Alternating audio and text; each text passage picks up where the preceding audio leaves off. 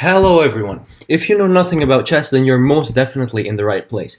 In this video and the next 4 videos, I'm going to be teaching you the very basics of chess, and you're going to know them better than anybody else. Watch till the end of the video, because in the end we're going to be talking about a really cool rule in chess that people who aren't familiar with chess have probably never heard of. Alright, let's start with the very basics. What is chess, even? Well, chess is an intellectual game for 2 players, and in essence, the objective of the game is to capture the king of the opponent. Now here's a very important point. Each player gets 16 pieces, and they are arranged in a very specific way on the board. So we've got what we call ranks and files in chess, and ranks are in essence rows. So there's the first rank, as you can see, second, third, etc., and 7th and 8th. So the first and the second are going to be for the white pieces, and 7th and 8th are for the black pieces. Similarly, what you would call columns, they're called files, and we've got the A file, the B file, the C file, etc. So there's 64 squares on the chessboard, and the way you name them depends on the respective file and rank that the square is on. So let's say this square is going to be called E5 because it is on the file, or as you would call it, column E, and the rank 5. So here's how the pieces are initially arranged. We're going to have the pawns on the second rank for the white pieces and the pawns on the 7th rank for the black pieces, and the whole ranks are going to be filled with pawns. And the 1st and the 8th rank are going to be filled with what we call pieces. So on A1 and H1, or respectively for black, it's A8 or H8, we're going to have the rooks. Then on B and G1, B8 and G8, we're going to have the knights. C1, F1, we're going to have the bishops. Then on D1, we have the queen. And most importantly, on E1, we have got the king. So the white pieces are going to make the first move in chess. But how do the pieces even move? Alright, first I want to draw your attention to a really key idea for the movement of all of the pieces. It's really, really important.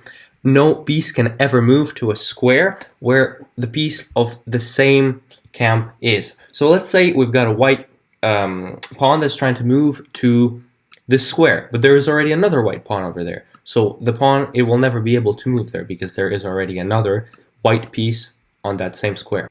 Alright, so first let's talk about how the pawns move. Alright, so the pawns aren't a very strong piece, but as you will very soon find out, they're a very interesting piece. First, let's talk about the first move of the pawn.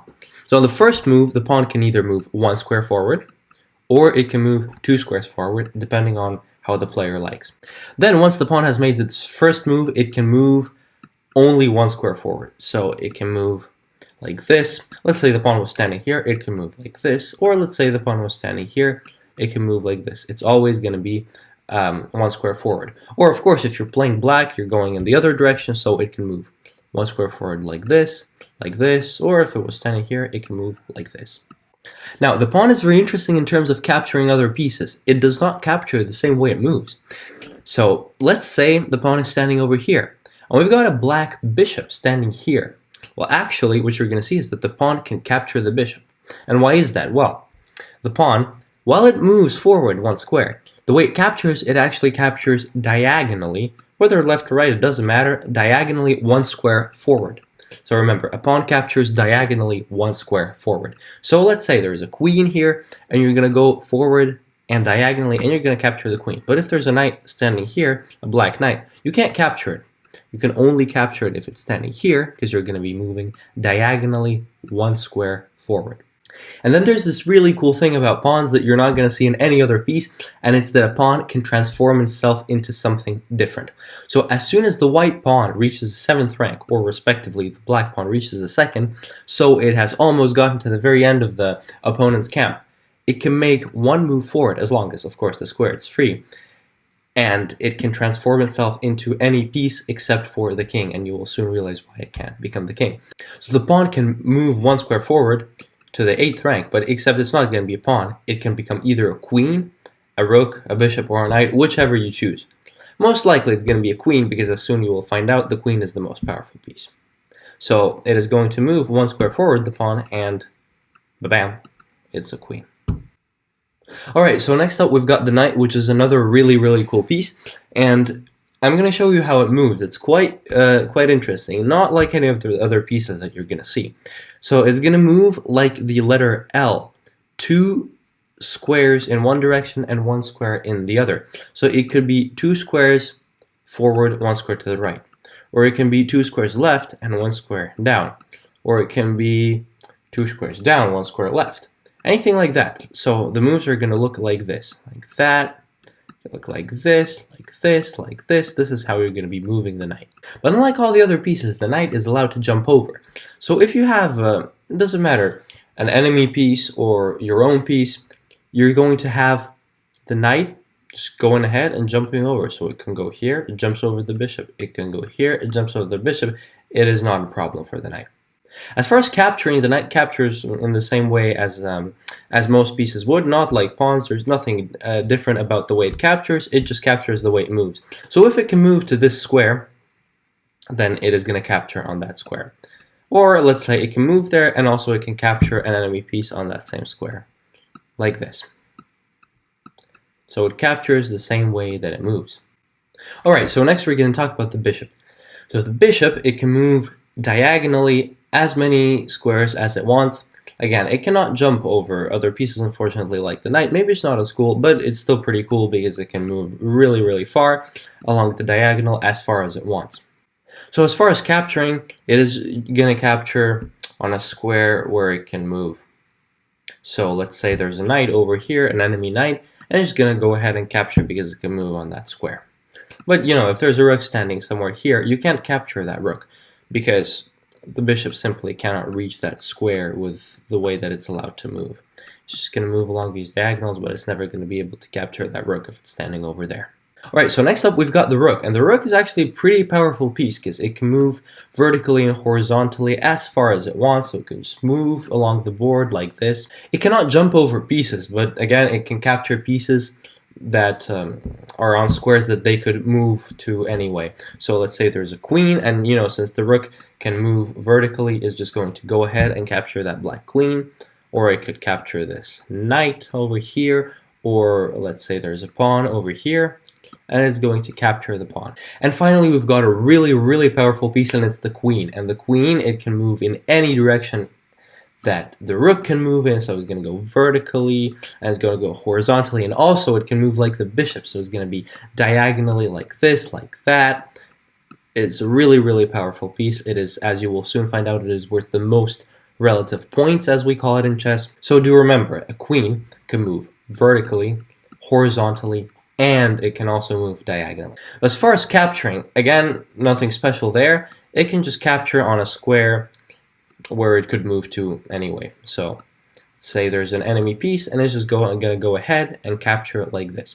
So remember, for the queen, just as for any other piece except for the pawn, of course, you're going to have very standard capturing. You're going to capture the same way as you move. Alright, and now let's talk about the king. It's the center of the universe in chess. It's the center of a camp, of the white camp, of the black camp. It's the whole point of the game. As far as moving, the king isn't really that powerful. It can move in any direction, diagonally, horizontally, and vertically, but it can only move one square. So it can move like this, like that, but it can't go any farther. This kind of movement is not allowed. Again, there's nothing so special about capturing. It's going to capture the same way that it moves. So if there's a knight over here or a rook, it's just going to go ahead and capture. But there is a special thing about the king. It's very different from all the other pieces, and it is not allowed to move to a square that is being attacked by an enemy piece. So let's say there's a black queen standing over here, and you want to move your king over here. And that would be an alright move, because the king can move that way. But unlike any other pieces, the king can't, because there's a queen attacking that square, and the queen would be able to capture the king, and this is simply an illegal move, because the king cannot be captured. Alright, now let's talk about the really special move that I told you about. Actually, this one's really, really cool, because there is a case in which the king and the rook can move simultaneously, and they can make moves that they would otherwise never be allowed to make. So this move is called castling, and there's two types of castling. There's kingside castling, the one that happens between the king and the H rook, which is closer to the king, or the longer queenside castling, which happens between the king and the A rook. So in kingside castling, you're going to see the king moving 2 squares to the right, and the rook moving 2 squares to the left. In queenside castling, you're going to see the king moving 2 squares to the left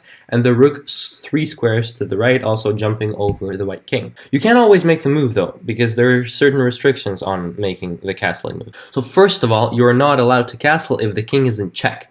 So we will discuss check in more detail later, but in essence, check is when the king is being attacked.